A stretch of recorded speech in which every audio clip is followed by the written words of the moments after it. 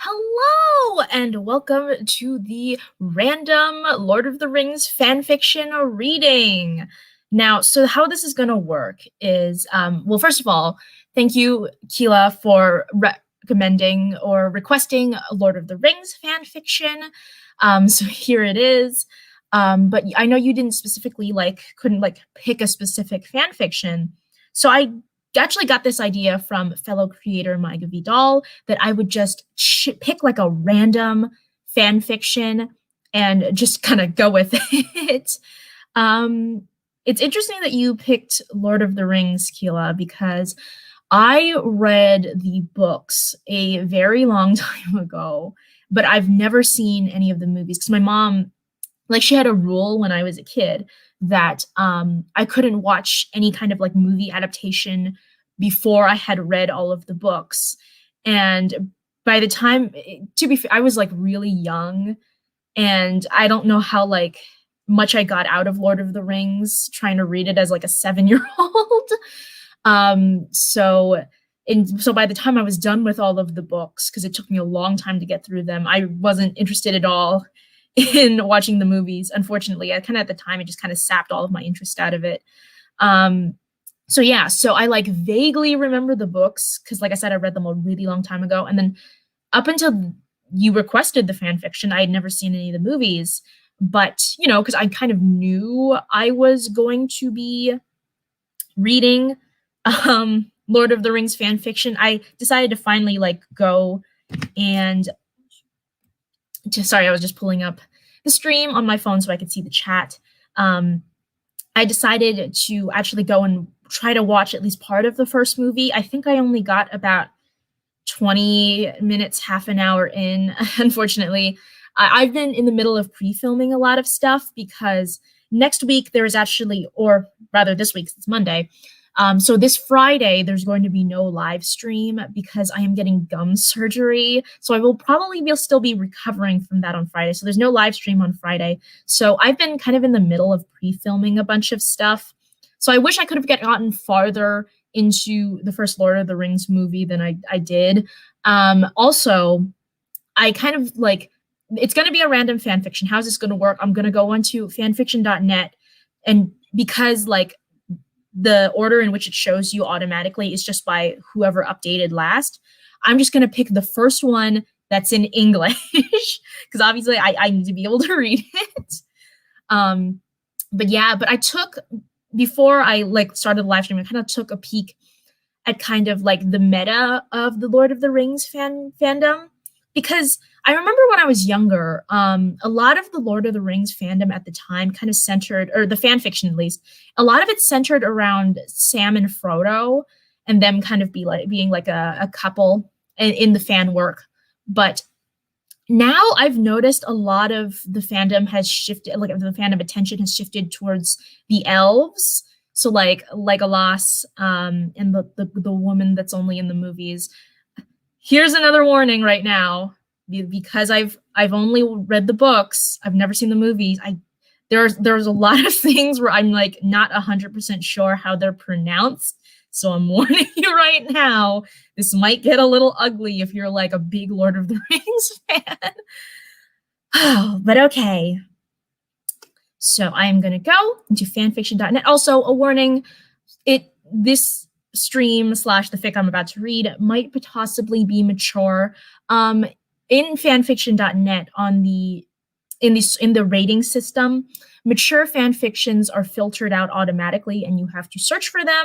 However, I've known in the past not all fictions are rated properly. So while I'm not picking from mature fan fictions that are labeled mature by their authors, it's kind of like a self-policing system where the author is the one who labels the fan fiction's rating. It's not some kind of independent group. So possible mature fan fiction. Again, I'm reading a random fan fiction, so I can't really control what the content is going to be. Alrighty, let's get started. Fanfiction.net. Lord of the Rings is under books, yes. And this is why, Keela, when you said just Lord of the Rings fan fiction, I couldn't just pick one because there are, on fanfiction.net alone, 57,000 Lord of the Rings fan fictions. Alrighty. The first one to pop up is called. Ooh, I'm about to sneeze. Didn't come. Damn it. Okay, but the first one is called The Way Back by Peladon. Legolas returns home to Mirkwood, but all actions have consequences. And can anything ever be as it was? Can he find his way back to himself and rediscover peace? And it includes, the characters are Legolas, Elrond.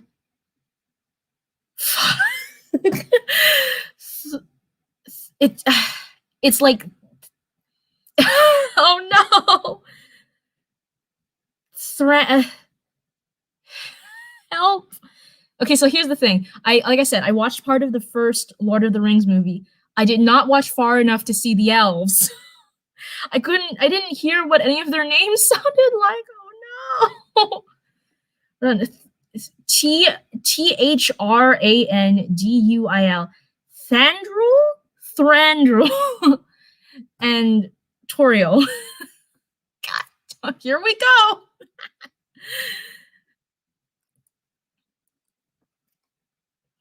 Fanfictions.net has some really interesting ads on it lately. I wish I had like a capture card or something so I could show you what I'm seeing.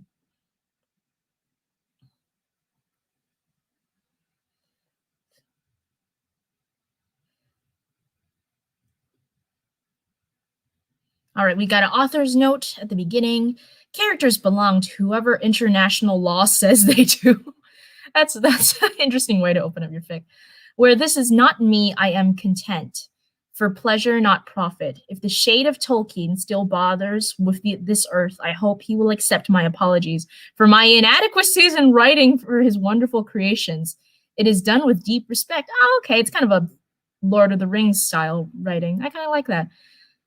I am not at all sure where this sits.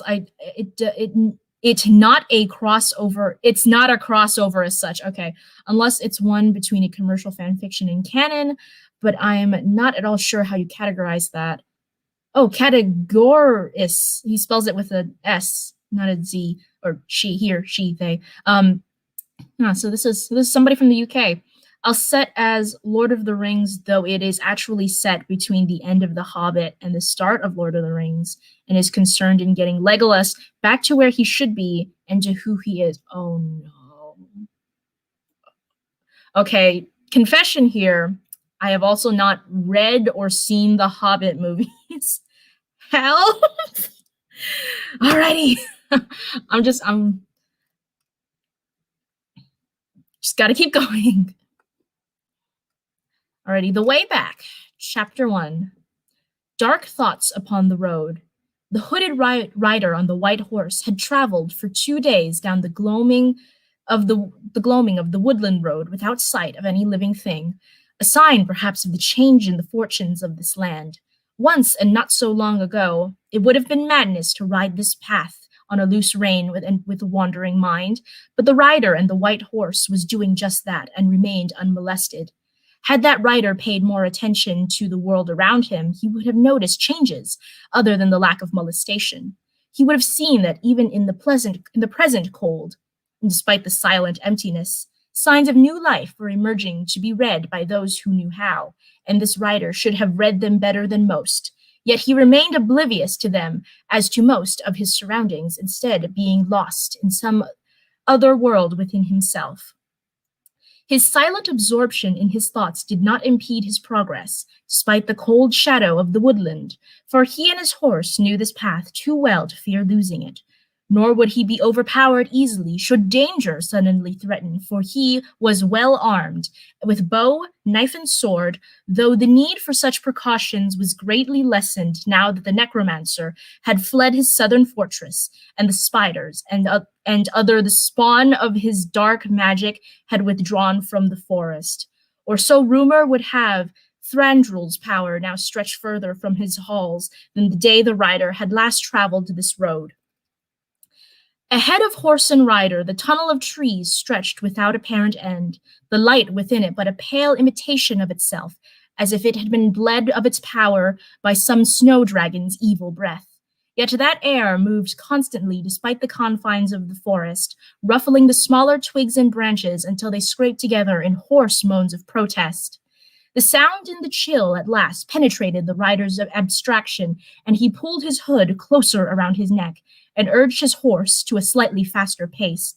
His gray cloak, though heavy, could not entirely evade the teasing of the wind, each flutter allowing the damp in the air to seep into his tunic, and the wind-tormented boughs had sent many a shower of falling ice into his lap to soak his breeches and scatter small freezing pellets down the tops of his long boots. A frown drifted across his brow, as if fate were conspiring to make him return as miserable as possible. The seasons had turned 7 full circles since he last entered this woodland of his birth. In truth, a little more than that, for he had turned his back on home as autumn first turned its face toward winter, and now the snow lay heavy in the few forest clearings he had crossed, and the freezing chill in the air showed that season's icy hand to be fully in command of the land. Yet there was no curiosity in his face, nor joy either. He seemed distanced from all around him, sunk in a world that only he could see and hear. If someone had been there to see him pass, they would have assumed this inner world was one that gave him no pleasure at all, for he wore a lost and weary look. He wasn't alone in his misery either, for his horse was hanging his head. Her heavy winter coat was splattered with mud and ice, and she was clearly hoping to find a stable soon. The rider shivered and patted her neck. For his steed's sake alone, they must reach their goal before dark. They drew to a halt at a small crossing of the path, the rider sitting tall in the saddle and scanning the deepening shadow with watchful eyes. The spiders may have withdrawn, but other dangers might still lurk here in the depths of the trees, for him perhaps more than for others. That thought sent a wave of sadness across his face, and his blue-eyed seemed to dim with some sudden pain. He pushed back his cloak, making sure that its folds did not obscure the handle of his short sword. This was a good place for an ambush, he recalled, and he had let many an arrow fly from the tall beech over there in the days before all had come to grief. But now all remained silent and deserted, the great beech no less than all the other trees of the wood. And even his elven senses could detect no hint of movement or life other than that stirred by the wind, not even the usual scurrying of the forest. True, little would be abroad this far into a winter's day, but the total silence was unnerving, suggesting to him that he had been abandoned by all that had held him most dear. But this was no place to tarry and wonder. The trunks of the greater trees were dark and damp.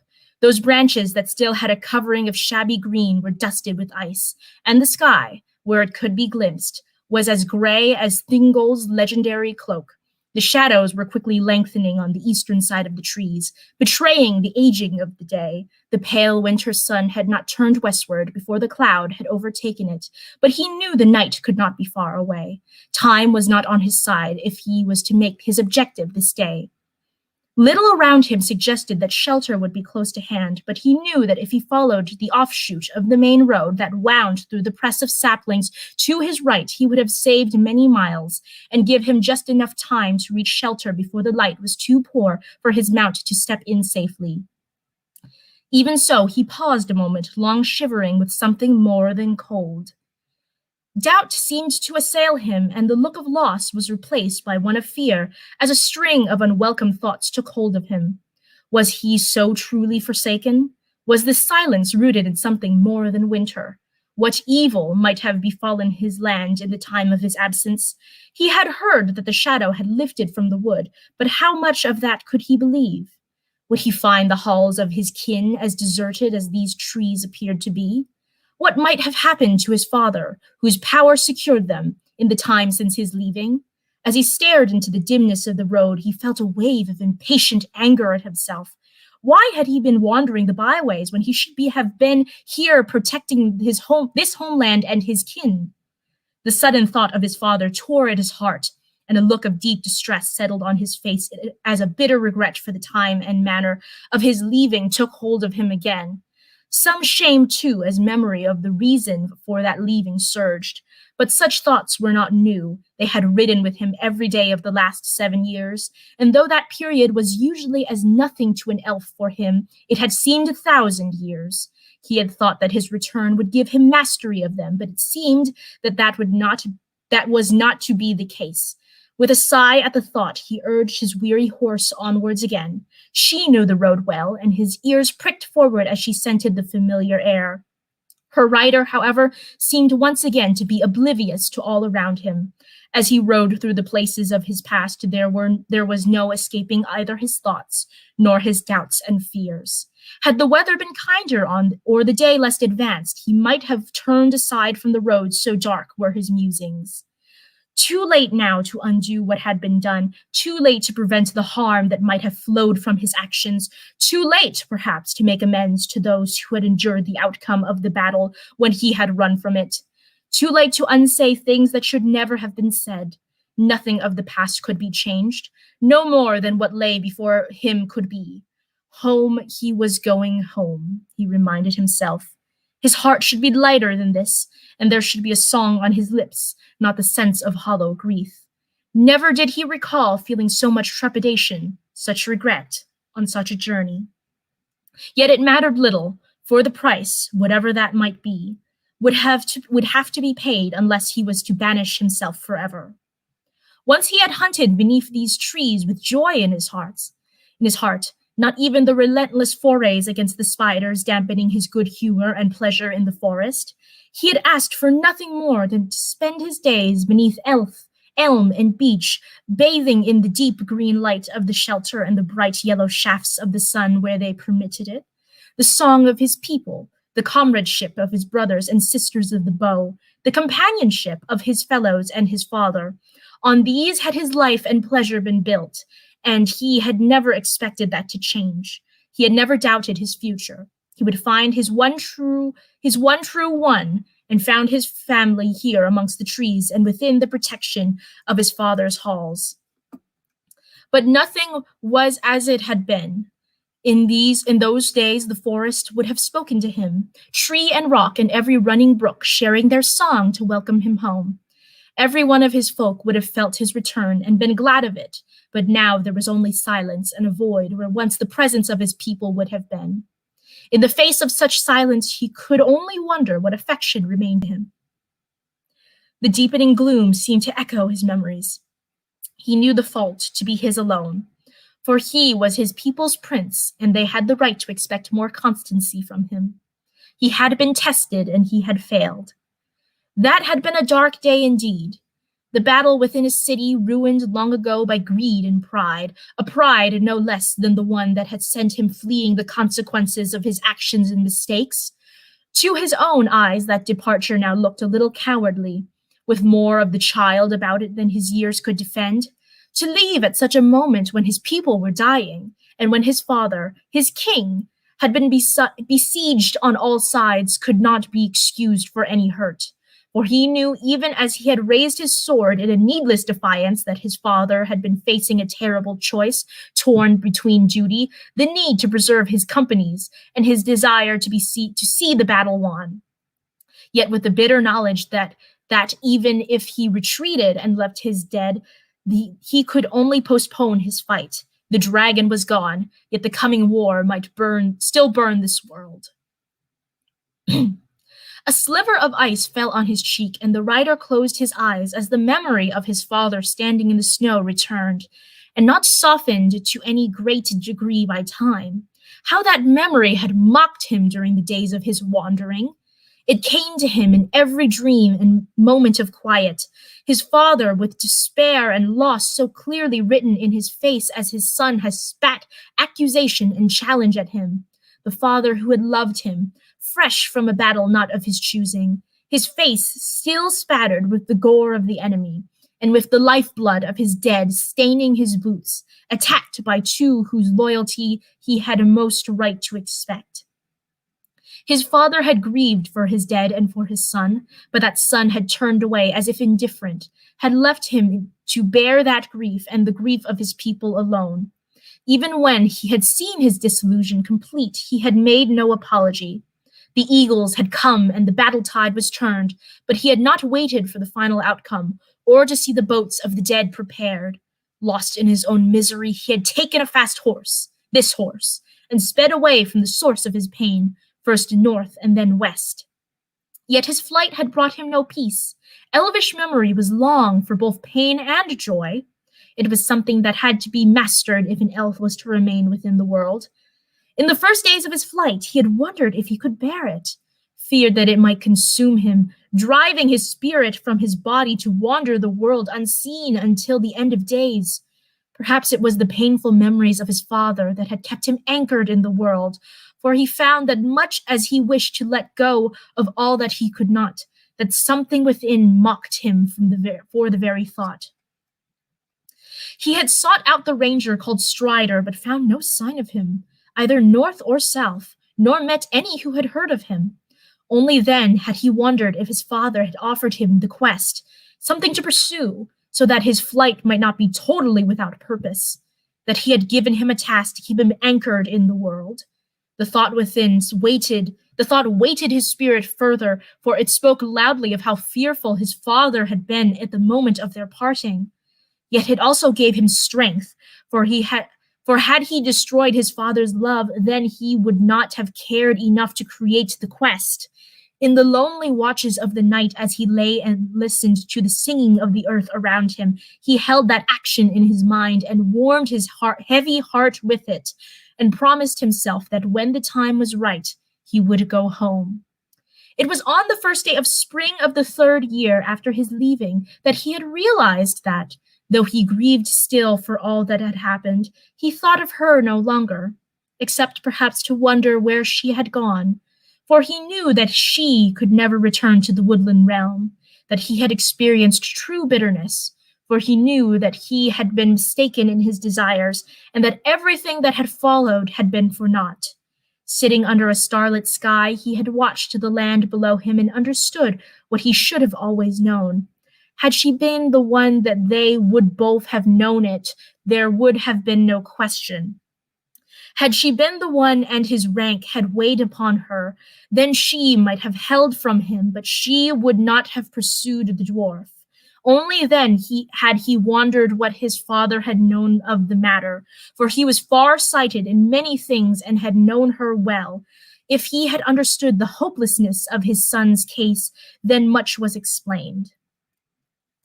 He had thought of returning home then, had even made a start upon the road, but as he had entered the empty lands in the south of Mirkwood, his spirit quailed, and he turned east towards the great river, skirting Fangorn and crossing into the wold. Then, passing south of Lorien, he had turned his horse's head towards the foothills of the Misty Mountains. For most of the rest of his travels, he had avoided the world he was used to, keeping to the fringes of the mountains and the settlements of the children of men that dotted them. The seasons had turned and turned again, and still his heart remained heavy, the memories hanging like the webs of the giant spiders over all his days.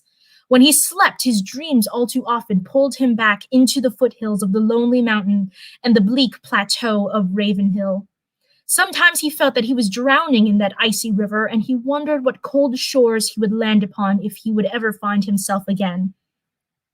At one point he had returned south and camped above Drimril, spending a long summer night staring out across the great river towards the shadow of Dal Gildir and the tower of the necromancer, now dark and empty.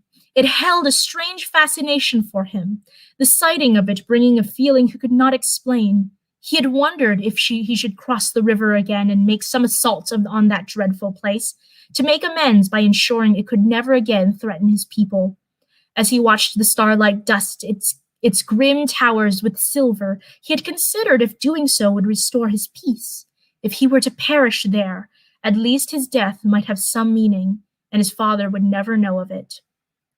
But caution had prevailed. It remained an evil place, so he had heard, and there would be no certainty that the fleeing sorcerer had not riddled its very stones with dark spells and curses. Right. What if the sorcerer had not fled, or had returned? A part of his mind argued. What if he were taken by the necromancer? Would such a foul creature not use the woodland lord's son to bend that canny king to his will? How much more ill might he do in the pursuit of redemption? Yet the thought of such an assault would not leave him, and he found himself drifting ever closer to the lowlands and the sight of the trees and the southern tip of Mirkwood. In desperation, he had sought distraction and more knowledge, and so in the 6th year of his wandering, he had summed up the courage and traveled west again, finally entering the domain of Elrond, the lore master. The first time he came here, it had been a rare occasion, when his father had taken time for a visit of state to introduce his son to others of their kin beyond the woodland realm. He had just attained maturity, a young elf prince whose horizons had been limited to the forests of his birth and the lands to the east. He had been bewitched by its beauty, the open spaces and mighty waterfalls that sent rainbows shimmering above him, a land so different to the forests of his home. Never before had he found himself amongst so many members of the Eldar, and though he had always considered himself to be a Sylvan prince, for the first time he had felt the full weight of the Sindar descent. It had also been the moment at which he had realized how few in number were his close kin within the world, and how great the numbers of his father's people were by comparison. Until that time, he had not understood how much smaller these lands were when compared to the vastness of the realm of Mirkwood. But he was no longer that young prince, and he had long ago come to understand his past and its legacy. In truth, he had accepted the respect and the welcome offered to him on his later visits as his due. There had been many other visits, and for though much of his father's concerns were with the lands to the north and east of Mirkwood, his kinship required that he maintained good relations with the Eldar kin and with the kings and the other leaders of the children of men. But Elrond had always been the most frequent recipient of letter and visit, and it was from the lore master that he had learned much of the history of his family and realm. The beauty of Elrond's home was no less than before, but his pleasure in it was much diminished, for everywhere he turned, the echoes of the past intruded. His discomfort was fed by the curiosity, polite though it was, of those around him, for he had little to offer as reason for the visit, other than his questions about the necromancer, and no letter from his father to explain it. His host was courteous as ever, but, like his father, Lord Elrond had far-seeing eyes and must have noted his disquiet. But he had been kind, had asked few questions and answered many. As they sat before the fire, carved goblets of wine in their hands with the sound of the harp drifting across the other side of the chamber, he had asked about the necromancer and Dol Gilder. He had already heard rumors within Elrond's hall that the events there had not been as the White Council had expected, and was more anxious than he liked to appear. His host had been silent for a while, staring down into the dark red depths of the wine as if lost in memory. Then he looked up, and he was somber-eyed and thoughtful. There had been a hint of sorrow in his voice as he replied, "Perhaps we were too delayed." He turned to stare into the fire as if reading the past within it. "Perhaps we did not want to believe that the spirit of evil had returned. Your father had long been concerned and had challenged the White Council to make a better assessment of the necromancer's power more than once. But in our era, we had not felt the matter to be of any urgency. For that we owe your people some apology." He sighed.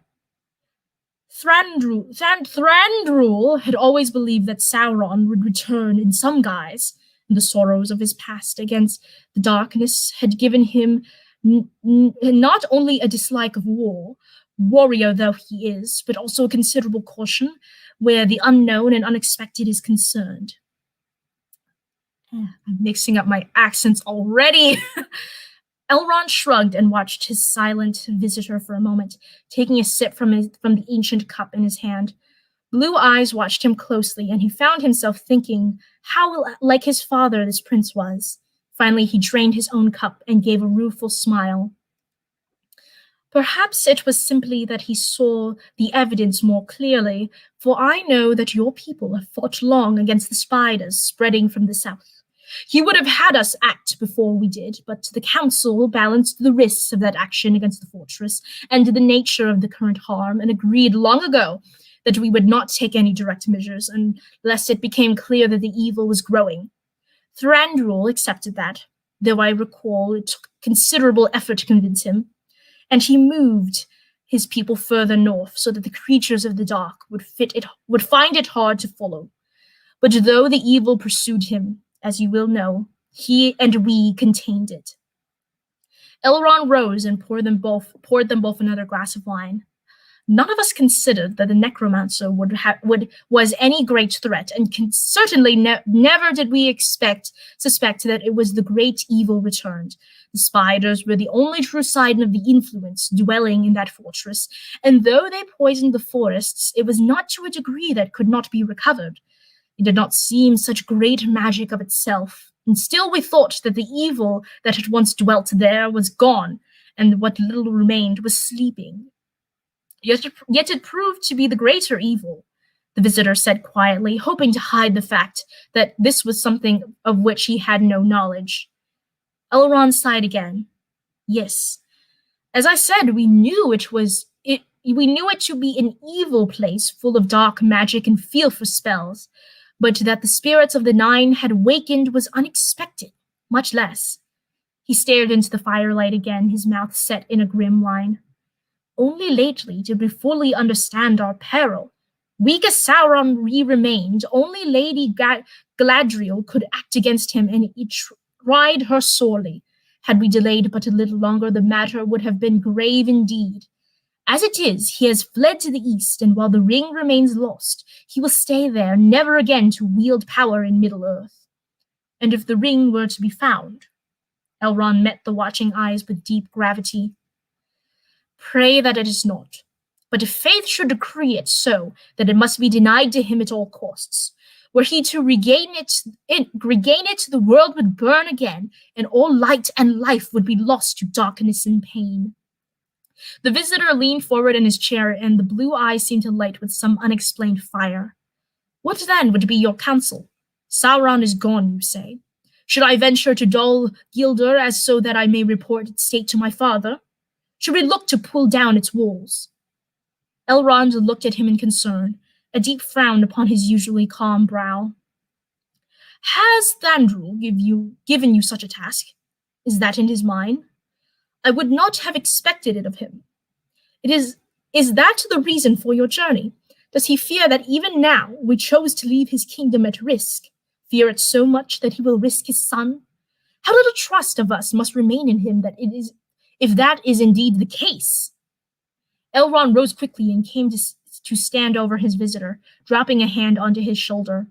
The fire shone on the silver diadem that bound his dark hair and set a red glaze upon his pale skin. Gray eyes met blue with an intensity that had never occurred in their conversations before, and the visitor felt a surge of foreboding. If Elrond read the look, he said nothing of it, but there was an urgency in his tone. The relations between Noldor and Sindar have not always been as I would wish them, but I thought us past such internal strife. We are the firstborn, brother and sister since the creation of the world, despite all the ill that passed between us. We have fought the great darkness together before, and only together can we banish it again. He smiled a sad smile.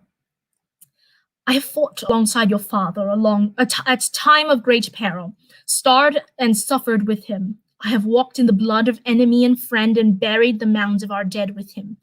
Is all that forgotten? Does Sauron succeed at last in driving the tribes of the Eldar apart?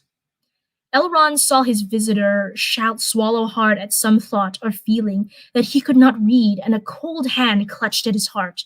He tightened his grip upon the elf prince's shoulder and spoke quietly, but with the same urgency. If such a rift does exist, then tell me now, so that I may take measures to repair it. For a time of trouble is hastening towards us, and such discord might be the world's downfall. The other shook his head.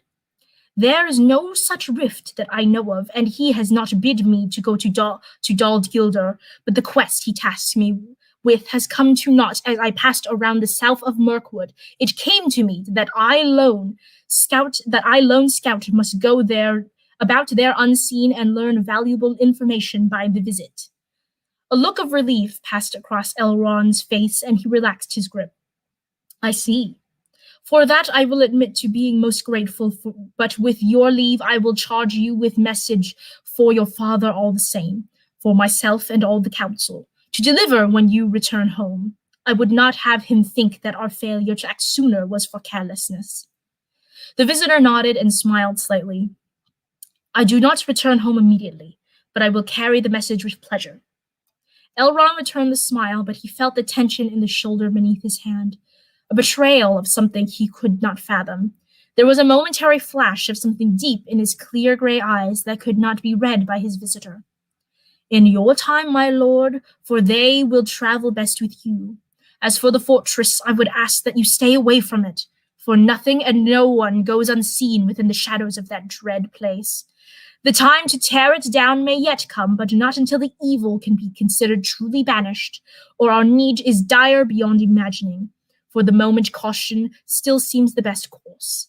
The evil one is gone, but the shades of the Nine may have returned. They are weak within their lord's power, but they will pass once more into unquiet sleep, bound to those towers by the dark magic of Sauron, provided the ring remains lost. Leave the place be, my lord.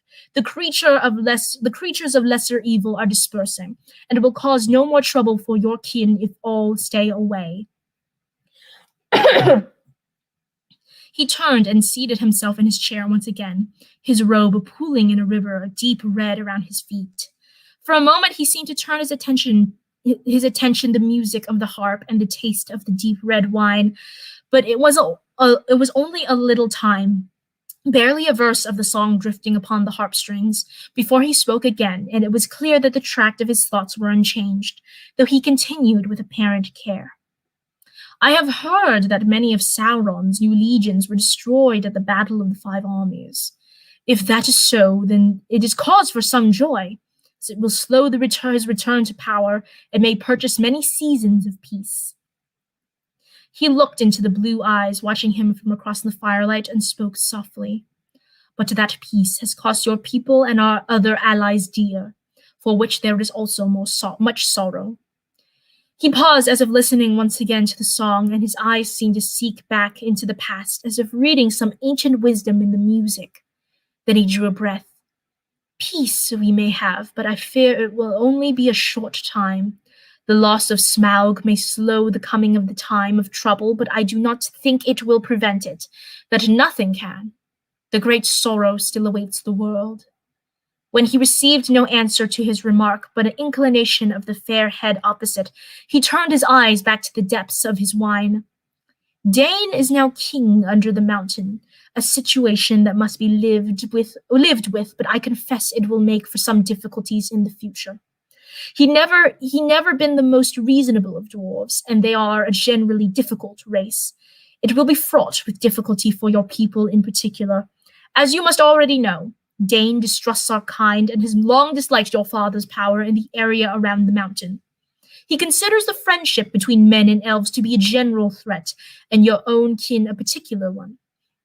Few elf lords remain in Middle-earth that could raise an army to challenge the dwarves of the Iron Hills and their kin, but the king of Mirkwood could do so, and much more." Elrond turned his look back to visitors faced with calm but considering eyes. "Your father had no reason to love the dwarf nations, I know, and every reason to distrust them. Will he make the effort to ignore Dane's provocations, do you think?" He smiled gently, "for I expected those provocations to be great." "So I believe," was all the reply that the visitor could manage. Elrond smiled again, but had not pressed him further, instead sitting back in a chair and sipping from his wine and staring into the fire. "Well, Thranduil has never been a hostage to anger," he said eventually, "for he has lived long enough in this world to know its price, and he holds his oath of kinship to be a sacred trust. He will be master of his annoyance unless Mirkwood itself is threatened." He looked again towards his visitor. "But with the dragon gone, the security of his northern borders must be a matter of concern to him, and indeed to all of us who would see the northern and eastern lands held safe. Let us hope that Dane proves stalwart, for I hear that the battle was fierce, and though the army of the Shadow was much decimated, the losses of the Alliance were also heavy. Tell me truly, were so many lost?" The rider drew his horse to a standstill again, stirring down the path as snow started to fall more heavy. He closed his eyes and hung his head at the memory of that question, for he had no answer to offer Elrond, nor any hiding from the bitter shame of not knowing. The hint of sympathy and understanding in Elrond's eyes had nearly been his undoing, and only pride and the thoughts of his father had kept him from betraying his grief and pain. He had left Rivendell with Elrond's letters, and that shame still burning in his heart. How was it that the grief for the loss of one who had never been his had shut him off from the grief for those more truly lost? Elrond had dwelt long in the world and had seen much sorrow, and he would have understood. But how would others see it? Not well, he would wager, and what would that mean for his future?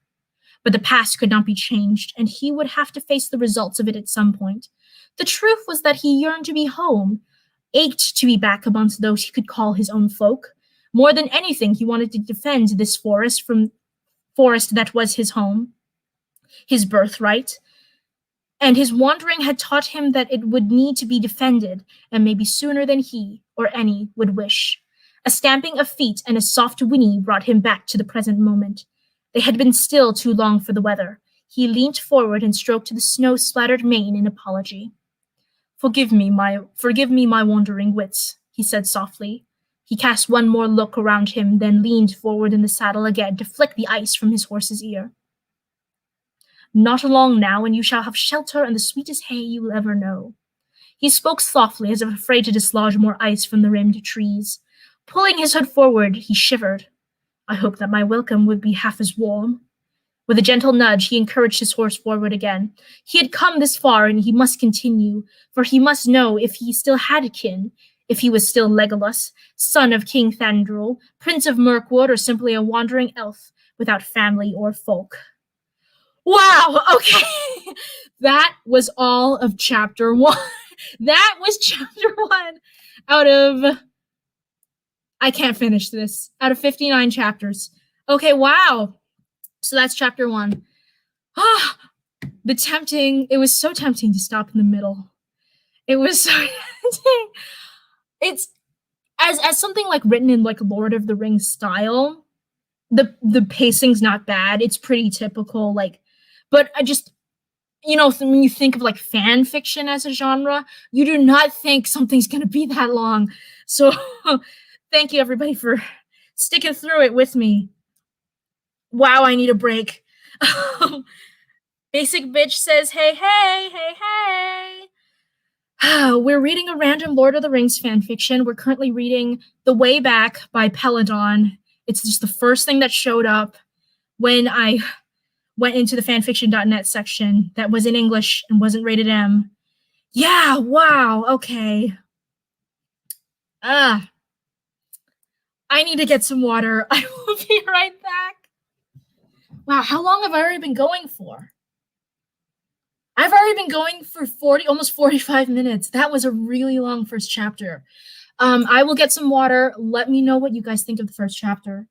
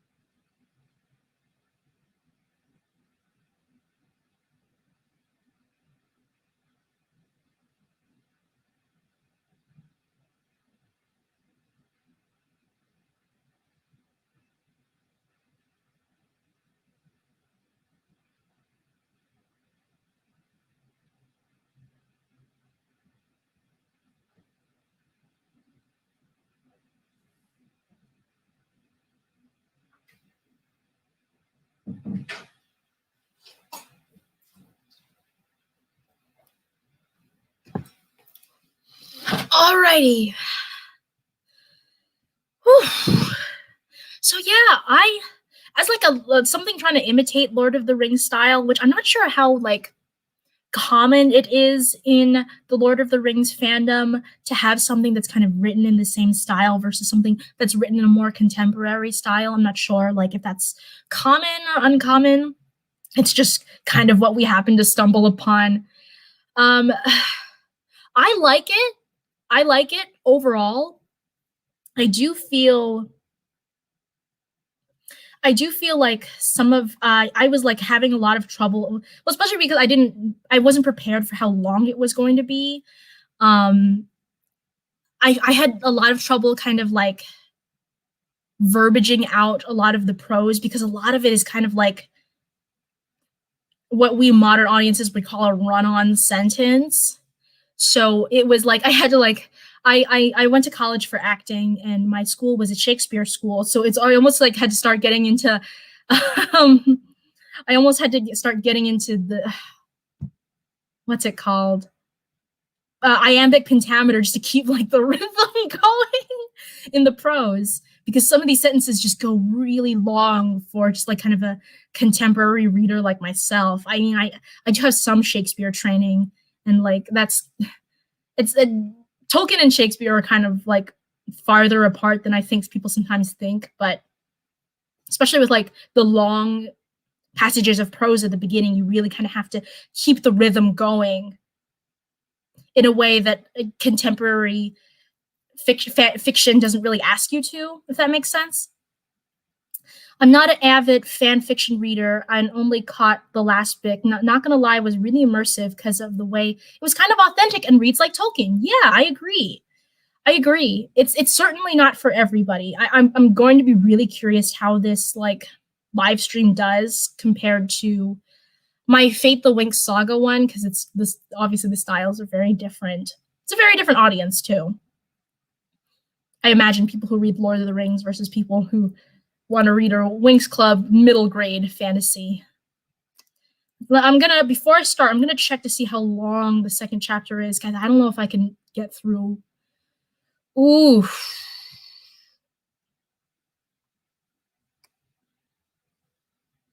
Here's the thing with random is like, yeah, I don't really know what I'm getting myself into on first glance.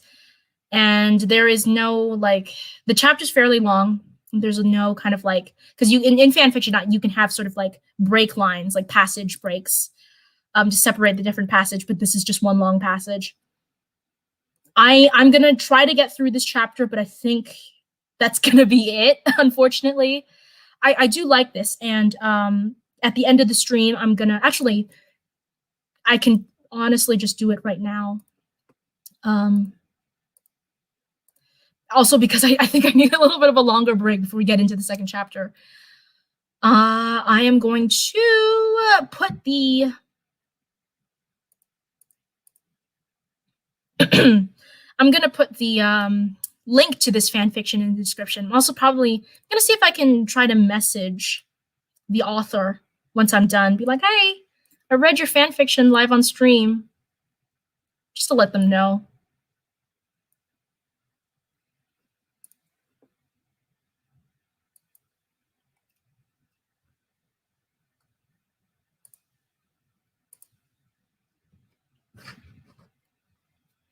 Yeah, so I'll put it down below, and then you can maybe read along with me.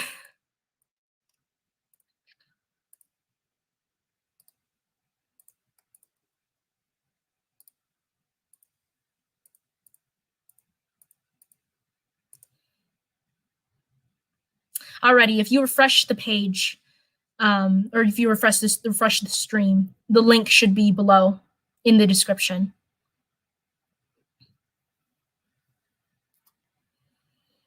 Okay, gonna wait a minute, maybe some final thoughts from because I do not read the chat while in the middle of reading a chapter, so I don't want to break up the flow. So I'll give everybody like a one more minute to some last minute last minute thoughts in chat before I start the second chapter.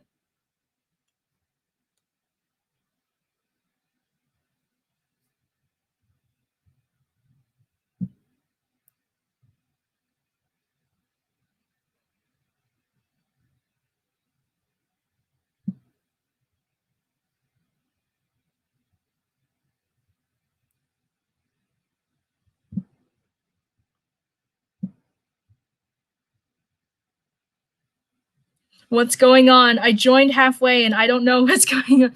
Hi, Ricelam. Okay, so like the title says, we are reading a random Lord of the Rings fan fiction. What I did was I just went on fanfiction.net and just picked the first Lord of the Rings fan fiction that showed up that was in English and that wasn't rated mature. So the one that showed up is called The Way Back by Peladon, and it's written in the style of Lord of the Rings, so it's kind of got kind of like that Tolkien-esque kind of like old-timey high fantasy kind of writing. So it's a little complex to get through, I'll be honest. Just and I think I would have been more prepared if like I had like read this in advance and like prepared, but I'm just kind of going in blind, and because of the way it's written, it makes it kind of hard to read. So it's like it's partially my fault that this is so hard to get through. It's because, you know, this is definitely something if you were to read it properly, you would like read it through it first and like kind of prepare ahead of time. Also because I read the Lord of the Rings books. If you don't know, Ricelam is my sister. They had the Lord of the Rings books in our elementary school library, and that's how I read all of them. But I still haven't seen any of the movies. But because this was requested by a subscriber to do Lord of the Rings fan fiction, because, you know, Lord of the Rings really kind of isn't in my usual wheelhouse, I like watched the first like half an hour of the first movie, but this is all about the elves who are not in the first half of the first movie. So I'm kind of like, I'm almost like guessing how a lot of this stuff is pronounced, and I'm probably fucking up most of it. But yes, that is what we're doing. And the first chapter took me about 35 minutes to read, so let's get in. Chapter 2, let's go. Alrighty.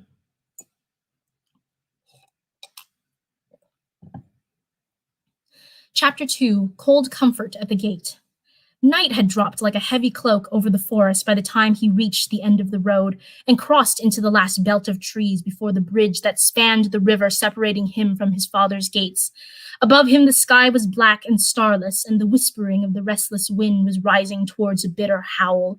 He shivered for a moment, hearing the battle cry of the orcs packed within its harsh note. Yet despite the cold and wind, he lingered in the last trees, his thoughts no lighter than they had been as he traveled the road, and his doubts as great. Once he rode out onto the bridge, there was no turning back. He would have to continue and face whatever his home now held for him. He sat in the deepest of the shadows, looking across the darkness towards the final, and perhaps the greatest, barrier between him and his home. Images flashed through his mind like the fish he had once stalked in the reed beds in summer, twisting slivers of light and shine that disappeared before he could take hold of them. Pictures of silver winters and golden summers, of fiery autumns and soft green springs, the dance of the forest and its surrounding lands passed through his mind. These cycles, the ripples on the endless stream of life that was both the joy and the sorrow of an elf. In these last 7 cycles, he had wandered amongst the children of men, sat in their taverns and slept in their byres. He had played with their children and helped at their harvests, but he had come no closer to understanding them. Only here in the forest once again had he realized why.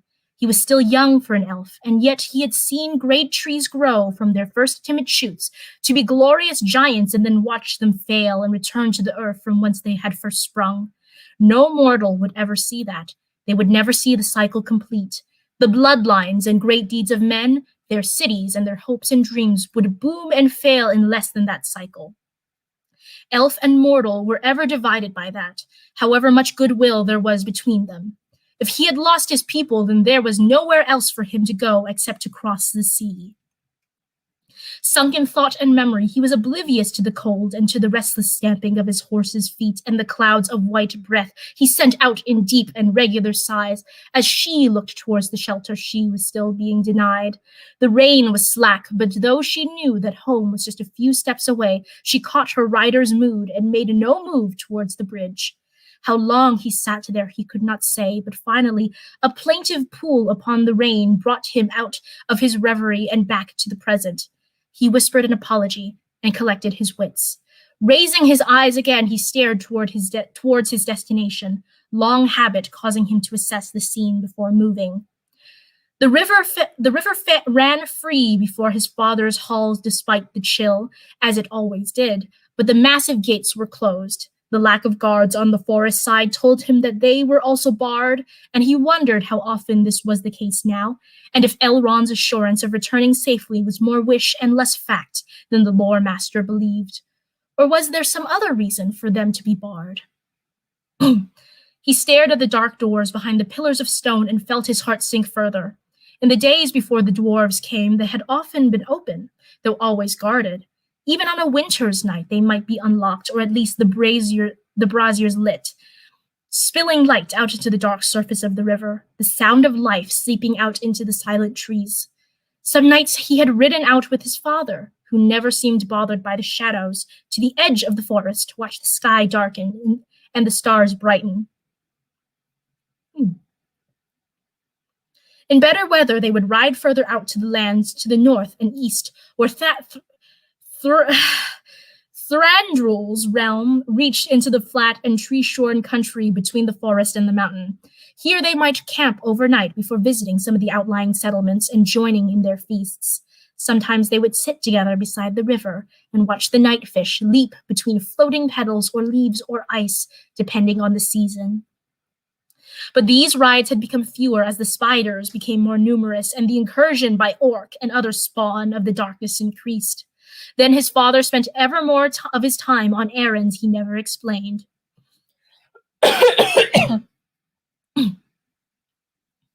In the year before the battle at the Lonely Mountain, his father had spent the hours he once shared with his son in solitary pursuits, away from even his closest comrades of old. Legolas could only guess at what these activities might be, but they had left his father thoughtful and sometimes weary, as if he had fought a long campaign without chance to rest. But the spiders had withdrawn, and orc packs were now few this far south and west, or so Elrond had said. So it was not for safety that the gates were barred, unless there was some peril he had no knowledge of. Yet he did not think that was the case, for Elrond was a member of the council and well-informed, and all would be on the watch for any sign of evil returning. Mithrandir had said as much when their paths had crossed at a lonely inn deep within the wold, so it was not peril that barred his father's gates. To Legolas, there seemed only one possible answer to that question at that moment. They were closed because his return was known. Now, as he stared at the cold river and the silent gate, the closed doors and the unlit lamps seemed to him a further sign of his disgrace, another portent of what he might face once he crossed the bridge. How great would be his humiliation, how complete his banishment. If he crossed the river to find the doors remained barred, how complete his loss and desolation if they opened and yet he was held by his father's magic upon the threshold. But cross if he must, or turn away and never return.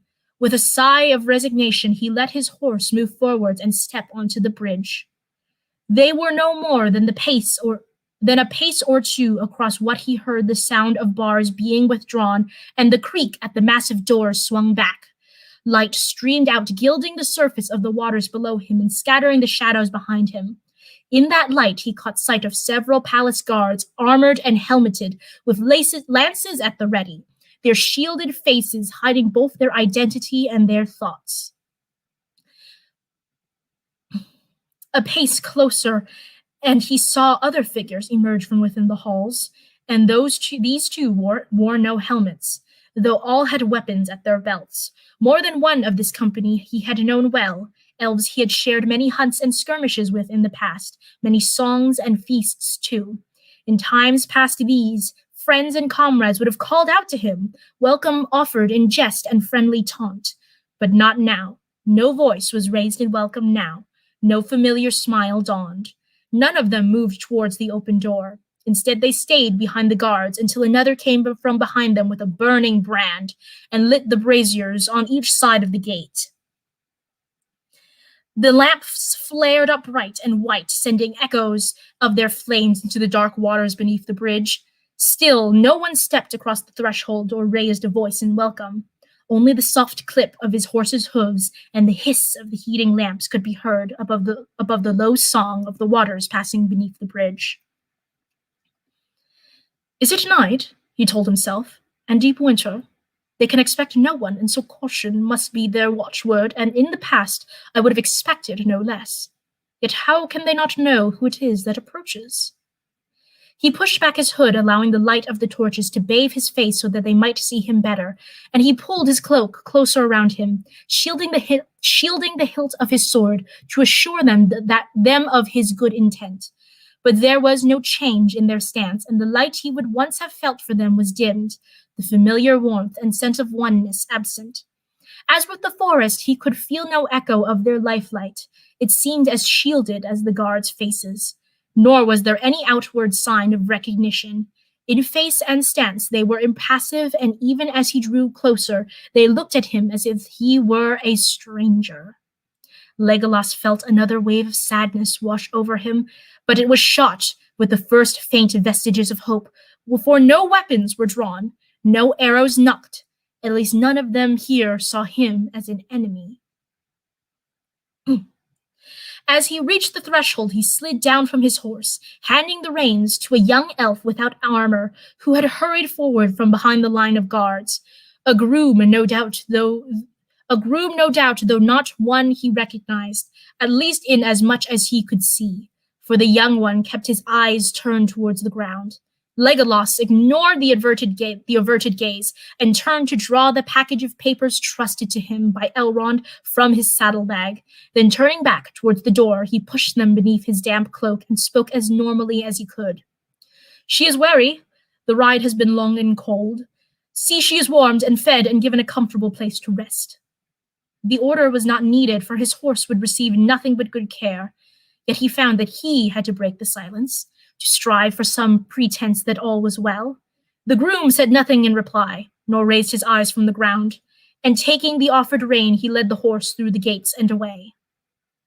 As he watched his horse disappear from sight, he felt as if he were a prisoner being brought to trial, all hope of escape taken from him.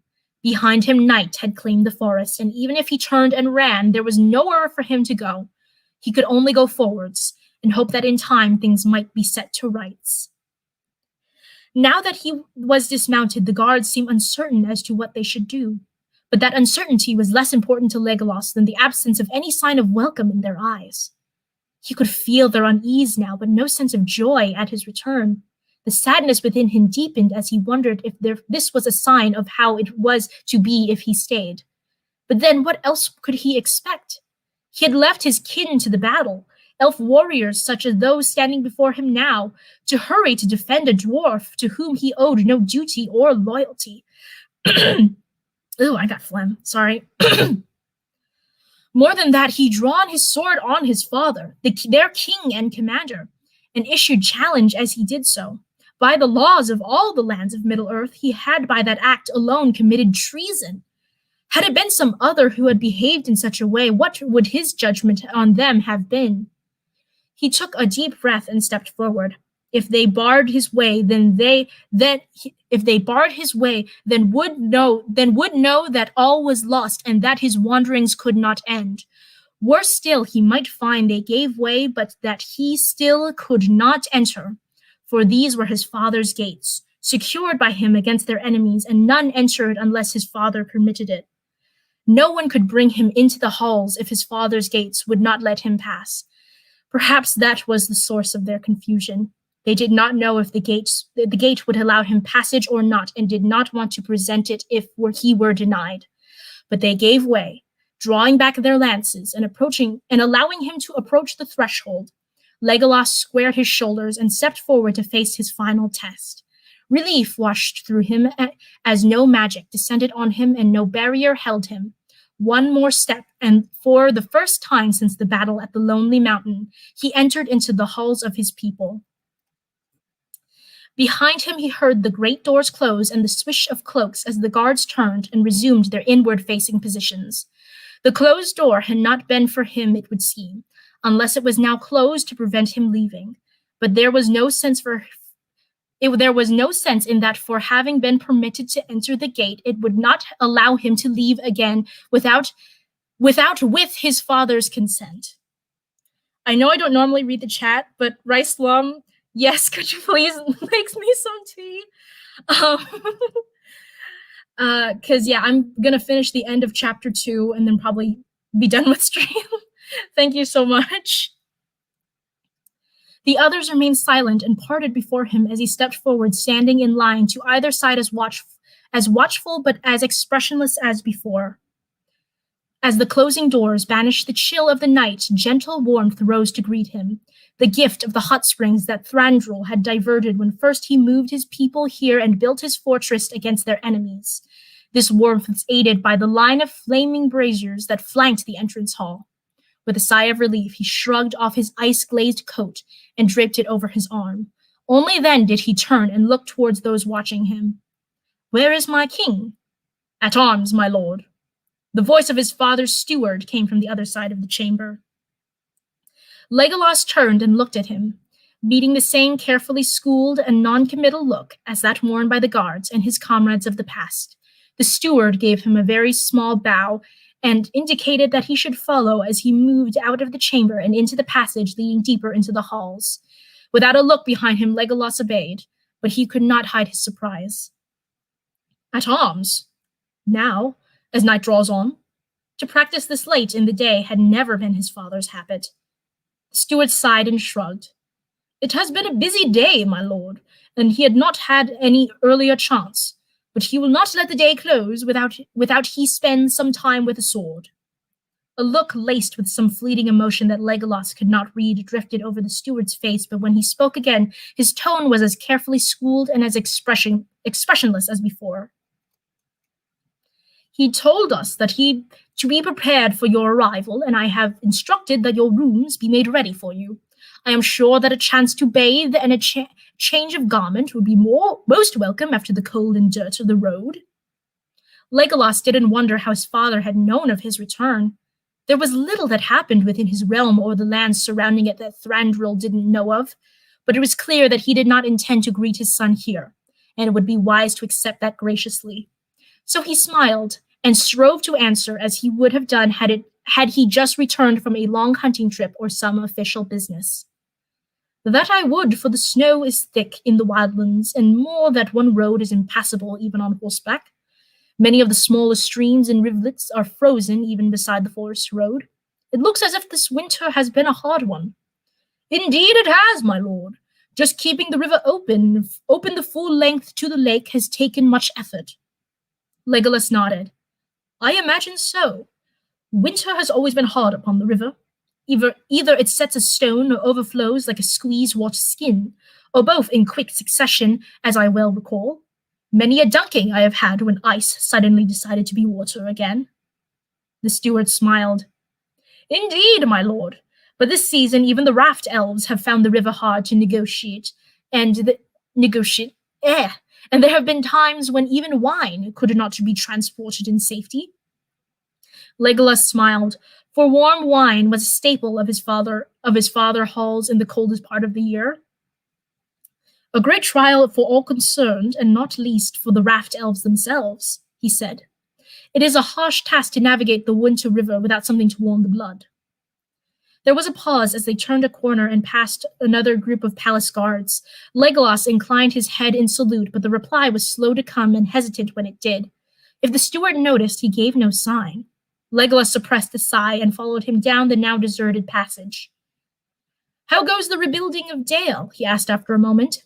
It has been some time since I traveled east. The steward looked at him, and something uncertain stirred in his expression, only to be buried again behind polite officialdom. Well enough, my lord.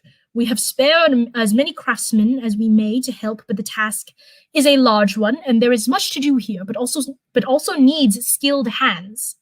Legolas frowned. Yet the word in the west is that the evil retreats, he replied slowly.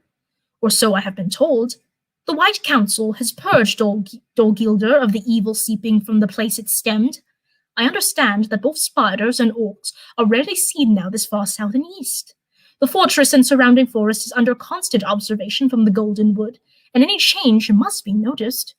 What then is our urgency?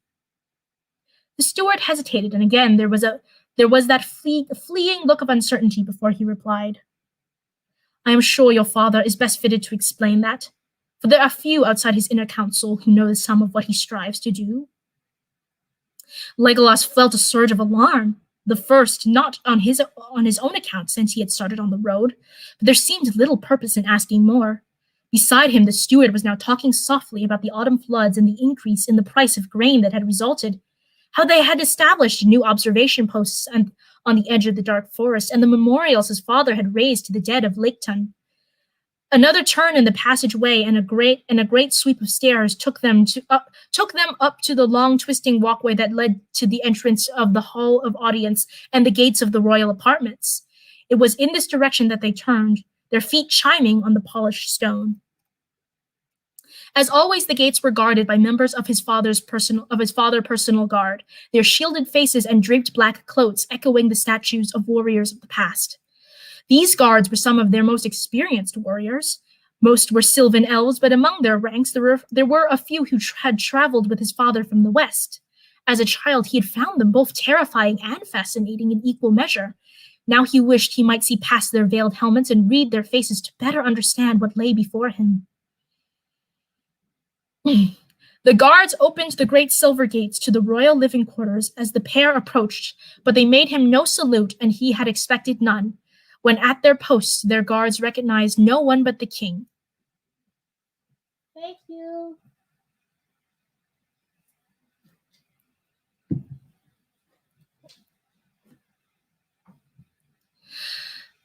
A long corridor stretched before him. He could see the night blue doors to his father's sanctum, said to be forged long ago and in another place from the mystical twin of Mithril, at the far end, and the less imposing doors of his own rooms to the right. The lamps here were double in number and brightness, and there were no shadows for anyone to hide within, but at the moment it was empty, a certain sign that his father was elsewhere. The steward had fallen silent, and Legolas could find nothing more to ask, at least nothing that it would be wise to ask at this point. And so they continued down the passage, each lost within his own thoughts. The steward reached the door to his quarters first and hurried to throw them open, allowing Legolas to precede him into the room, but following quickly behind him and shutting the door as he did so. He looked around, assuring himself that it was he who had ordered it should be, then turned as if there was something more that he wished to say, but after a moment of awkward silence said simply, "I will see that hot water is sent immediately." Then he bowed slightly and left, closing the door softly behind him. Legolas was both relieved and disappointed at his leaving, for though he wanted to change as quickly as possible and then find his father, it had seemed that the mood of the steward had shifted as they spoke, as if the first cracks of the cold wall of distance that marked his return had appeared. He would have liked to probe those cracks a little further, but perhaps it was wiser to wait.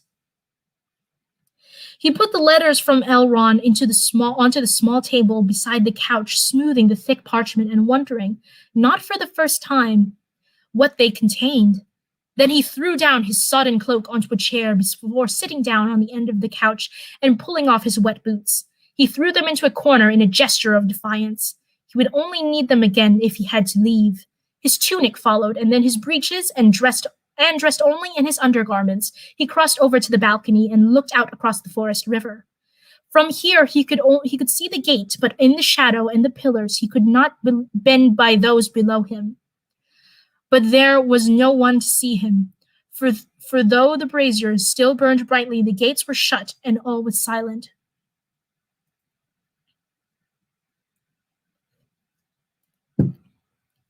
For a while, he stood and watched the flaming lamps, their leaping flames transporting him back to the dragonfire of Laketon.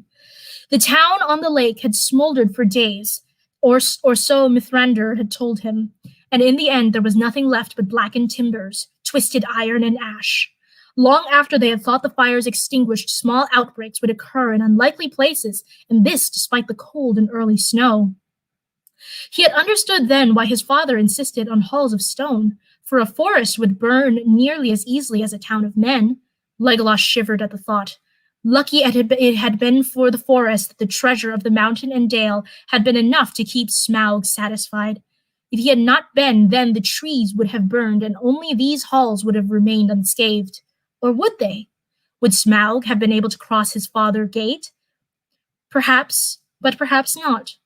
Was that why all the wealth of the woodland realm was held here? Deeper even that the farther greater dwarf hoard on the lonely mountain. One day we would ask, At least he would if his father were ever on such terms again.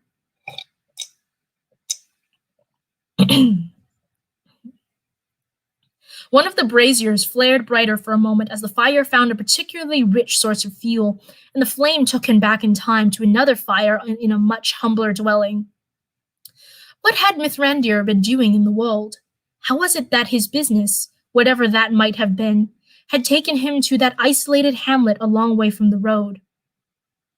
It had been in the 3rd year of his wandering, early spring, and he just decided that his quest for Strider would come to naught. He'd left the road to avoid a party of merchants guided by dwarves traveling west towards Gondor for some spring fair. He had ridden with them for several days until he could no longer bear the dwarves' tales of the new king under the mountain and restoration of Erebor. When they had asked him where he was from, he had said Rivendell, and they had asked no more. But their tales had angered him, for they spoke only of Thorin and Dane and the victory of the king under the mountain, the dead of Lakeside and the forest forgotten. When he felt his hand itch for an arrow as they began another story, he invented an errand and left them. But not far from the road, his horse had lost a shoe, and on land such as this, it was unwise to ride an unshod horse for long. So he had found the shoe and then led her for many miles until he found a village perched on a river crossing where the smith was willing to replace an elvish shoe. It had been near dark when he agreed the price with the smith, and no chance of the job being done before the morning light, and so elf and horse had found refuge in a small inn beside the village green. The food, as he remembered, had been simple and good, stew and fresh bread, but there had been no wine. The water was brackish, and the ale sour. Spring though it claimed to be, the night was cold and the rain heavy. When he had settled his horse, had found himself a place on a bench beside the fire to dry his cloak and warm his feet. He had finished his meal and been staring into the fire, wondering what to do next. What next to do if he abandoned his search for Strider, when he felt someone sit down beside him. The inn was small, but the company was thin on such a night, and there were no other benches and no need for anyone to sit as close as the newcomer did. Legolas had settled back in a little, easing his hand towards the knife in his belt. The newcomer did not appear to notice, but leant forward to light a spill in the flames and used it to light an evil-smelling pipe. As he blew out the first belch of smoke, Legolas edged his hand closer to the knife hilt. "Legolas Greenleaf," said a familiar voice. "Are you so far gone in infamy now that you assault a hapless stranger on the road?" His hand dropped immediately as he turned to stare at the cloaked man beside him. The hood was pushed back to reveal an equally familiar face. "Mithrandir!" Wrong voice. "Mithrandir, what are you doing here? I would have thought this place had little of interest to a wizard. Or is it that you seek more dwarves to set upon quests?" The wizard frowned and indicated that he should keep his voice lower. Then he puffed his pipe in silence until it was burning to his satisfaction. "No," he said quietly. "Neither dwarves nor quests concern me at this moment. But what of you? What brings the son of Thranduil to such a place?" Legolas had replied as quietly. "A horse with a shoe in need of replacing, and a smith willing to do the deed." His companion nodded. "Ah, I see. That answers the particular, but what of the general? Why are you not back in Mirkwood, or about your father's business? Or are you? Does Thranduil have interests in the world?" You are more likely to know that than I, Mithrandir." That response had seemed to surprise the wizard. "Evasion, Legolas. You have been taking lessons from your father." Anger had flared in him then. "I will not speak of my father with you, Mithrandir." He had gathered up his cloak and made to rise. "Nor listen to you decry him. My father fought well in battle. He did not want in a battle he did not want and of your making. Many of our kin and those hapless fishermen were lost to your scheme to profit the dwarves." A hand had grasped his arm as he rose, stronger than the apparent age of his companion would suggest possible, bearing him down again. His voice remained low and became somber. "It was not for the preferment of dwarves that I sent Thorin on his quest. Nor did I decry your father, and I grieve your losses deeply, though I know that Thranduil does not believe that. Legolas, I would speak no ill of your father, for I more than many know how difficult is the road he must walk. Evil on his doorstep, and for people to protect with no magic, other than his own, and his will and wit, to assist him. He dropped his hand. And a white council that sometimes seems unable to see what is clear before them. He sighed and puffed on his pipe again before turning to face his companion. He fought the darkness once before and survived, but he lost much. And I know, even though it was an age before my own, few remain now in Middle-earth that know the full sum of that evil and the price paid to defeat it. And your father is one. I do not doubt that he has memories so terrible that few minds could encompass them and survive. Escaping them must be hard. His tone seemed to take on a new intensity and meaning, though he turned his gaze upon the fire. He is a good and wise ruler, Legolas, and I have never yet known his stoop to cruelty. Truly, he is the greatest of the elven kings of this age. You should not doubt that nor forget it. Before Legolas could reply, his companion looked back at him and smiled. I was not acquainted with Thingol, for he was before my age, so I can make no fair comparison, and it was a different time. But I do not think that any dwarf would succeed in the slaughtering Thranduil in his halls. I have often suspected that was why he would not employ dwarf skill in the building of the woodland realm. If they do not know its pattern, then they cannot catch him unawares. Legolas smiled to himself as remembered the humor in the familiar voice, for he had often wondered about that himself. None catch my father unawares, he had replied, unless it is a hidden army of orc. The wizard's smile faded, and he turned back to the fire and sighed. Yet not my greatest success. I knew the orcs were on the move in large numbers, but that their strength was so great that whole legions had been rebuilt. That I did not anticipate for it seemed too soon, and there had been no sign of it that I was aware of. The council knew that something was afoot, but the full measure of it was hidden from us. Strange that now seems that the eagles had long suspected that very large numbers of orcs were gathering in the dark lands and moving towards the lonely mountain. He was silent for a moment, staring into the fire as if seeing the battle once again played out before him. Then he turned and laid a hand upon Legolas's arm.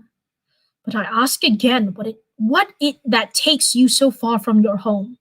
I know the evil is presently reduced and that the dark fortress is well watched, but even so, it must be something of great importance to take you away and keep you away so long.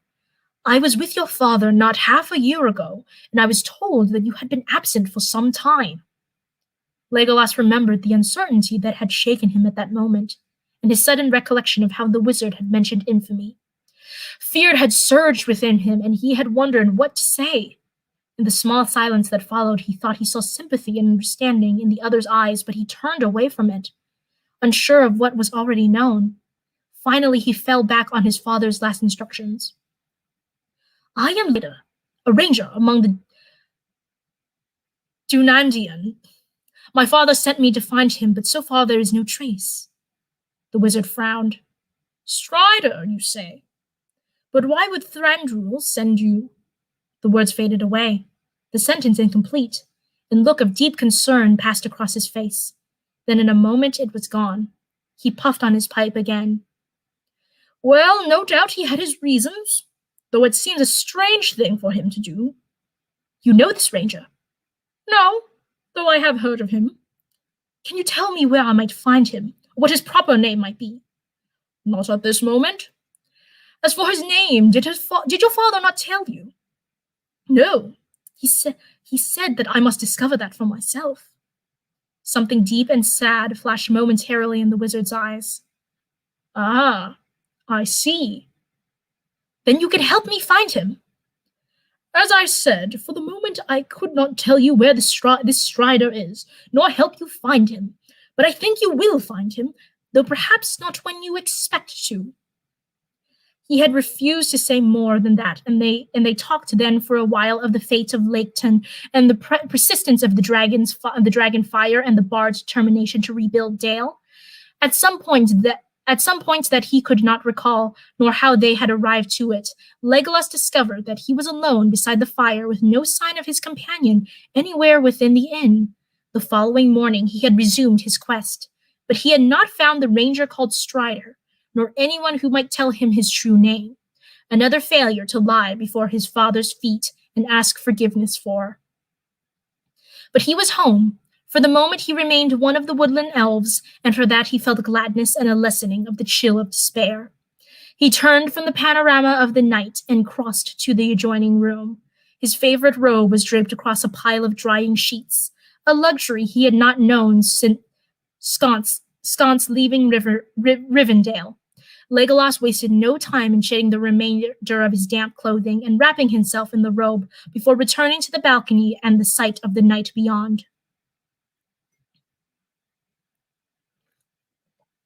Hot water arrived, but this time he spent no time in trying to read the faces of those who brought it, instead remaining where he was, giving his thanks to those who attended to his needs without turning his head. Legolas stared out into the deep blues and grays of the night-wrapped forest and listened, but just as on the road, all he could hear was silence. He tried once again to reach out and feel the life of the forest, but the only thing he could feel was the cold.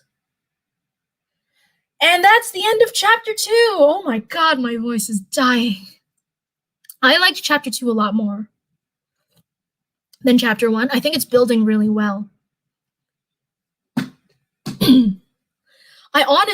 I do wish I could read more of it, but I'm done. My voice is done. Thank you to Ricelum. That was her giving me tea. I thought I'd prepared really well for this live reading compared to my first live reading of my own Winx Club fanfiction. Like I did vocal warm-ups, I had water, I did like everything like I thought I was supposed to do. But yeah, my voice is still just gone. Maybe as I do this more and more, hopefully maybe my voice will get stronger. Hopefully, maybe. But let me read what's been in the chat, because I know chapter 2 took a while. Yeah, we're already almost an hour and a half into the stream, which is a lot longer than I usually do these streams for. But yeah, I wanted to get through at least 2 chapters. Okay, I gotta go super stupid school, but I'm gonna leave it extra comment to boost. Oh, thank you, Right Slum. God, your class got boring. Scratch that, I wasn't in class when you texted me. Wait, when did I text you? Or I guess when I told you to get tea on stream. Mom caught me. The tea ain't boiling hot. It's fine. Thank you so much, Ricelum. The tea is very, you know me, I don't need tea to be like boiling hot anyway. So thank you. I hope Mom didn't yell at you too much for that. I also didn't realize you were in class. I forget like what your exact schedule is. It's our cover-up story. Yeah. If Mom asked me, you weren't in class. You weren't in class. John Westfield says, good afternoon. How are you? Do you do readings like this normally? I do. I've kind of just started doing these like live fan fiction readings, but this is the first time I've done like a random fan fiction. For the first one, I just did my own fan fiction because, you know, I figure for the first one, I do something I'm familiar with. But this time I decided to do a random fan fiction and a subscriber requested Lord of the Rings fan fiction, even though it's not a fandom I'm super familiar with. So this is the fan fiction I ended up reading. It's just like, I just picked like the first one that showed up on fanfiction.net. It's called The Way Back by Peladon. It's linked in the description below. I'll give like I'll create a more detailed description of the fan fiction. Once the stream is over, I'll also PM the author too to let them know that I read it aloud on stream, because as an author, I'm sure it's something that they might be interested in. Because I dipped. They were playing Battleship. Oh, come on, Rice Lump. Don't you want to sink the battleship? Basic bitch says I gotta go get some noodles. Also, everyone remember to like. Oh, thank you, basic bitch. Thank you for dropping in. Even though I know you said earlier in stream you're not like an avid fan fiction reader, I'm really happy you stayed. But yeah, oh, I'm gonna give everybody like an extra minute or two. Let let people let me know what you thought of this fan fiction. Is this like the thing you like to read, or is this like really different compared to like what you normally read or watch? Because I know that like not everybody here reads fan fiction regularly or is into Lord of the Rings regularly. Maybe you've like seen the movies, but you haven't seen the books. I think I was on Maiga's stream and I mentioned that I've read the books, but I haven't seen the movies, and I guess I'm kind of in the minority in that category because most people are kind of the opposite, where they've seen the movies but they haven't read the books. F that.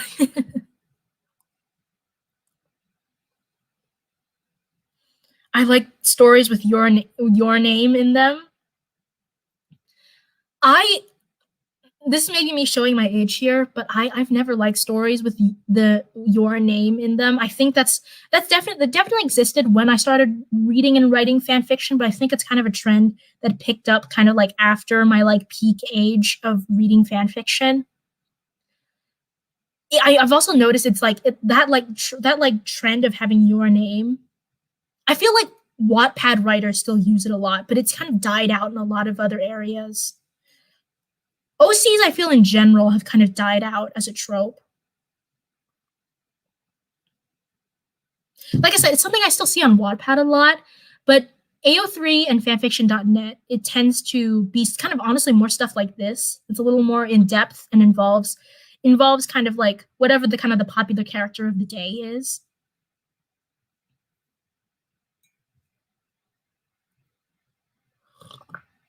But yeah, I was good. I'm not gonna judge fan fiction too much on like grammatical errors because I know there are, like I said earlier, kind of some of the sentence structuring was a little weird, and there were especially like farther. I always notice all the time with authors, like the first chunk of a chapter, the grammar is always really good, and then it kind of deteriorates as the chapter goes on. I'm guilty of this as well.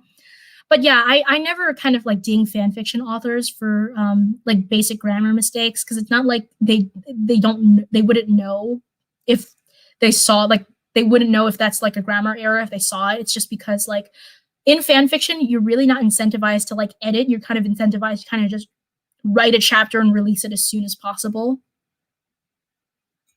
So it just because of the nature of how fan fiction is released, I don't really ding an author for a lack of a lack of grammatical perfection, you know. Mr. Vladis, hello. Unfortunately, you caught me right at the end of the stream. We were reading a random Lord of the Rings fan fiction. The random Lord of the Rings fan fiction happens to be The Way Back by Peladon, which is linked down below. I read the first 2 chapters, and it took me an hour and a half. But it's really good. If you're a fan of Lord of the Rings and kind of like that kind of style of literature, I would recommend giving it a read. Rice Lum says, no wonder why I use Tumblr and Wattpad. Yeah, I didn't know you're on Tumblr, Rice Lum. I used to have a Tumblr. I think I deleted it. Dang. Yeah, I'm sorry, Mr. Vladis. You can watch this on the replay though. It's not like, I think a live stream has to go pretty poorly now for me to delete it or like not make it replayable. I did have some early live streams, like early on, where I just didn't know what I was doing, and also I was doing it in my dorm room where the internet was really bad. So I felt there was kind of no redeeming value in them, and so I just deleted them. But yeah, you'll be able to watch this on the replay. Yan Shushu. Thanks, Rice Lum. Everybody go follow her on Tumblr, because I don't have a Tumblr anymore. But yeah, with that, I think I'm gonna call it a day. I'm going to lie down. No, I can't lie down because I think I've mentioned this before, but here on stream, you're hearing it first. I filmed my Bridgerton review yesterday, and I'm gonna edit it and try to get it up either tonight or tomorrow. Probably tomorrow, if I'm being real here. I read the crazy weeb fics. Of course you would. I say that, and I used to read crazy weeb fics, so we're fine. We're fine, Icelam. Mr. Vladis says Tumblr has too much stuff that's not good. Yeah, Tumblr. I think the reason why I deleted my Tumblr is just I kind of lost interest in Tumblr.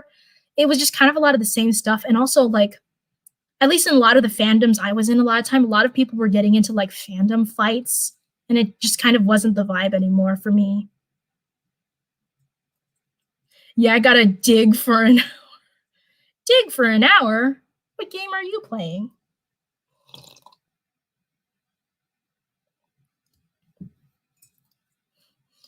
I don't got that kind of time. I gotta edit my Bridgerton review. Alrighty, that's gonna be it. But thank you everybody for watching, and I will see you next time.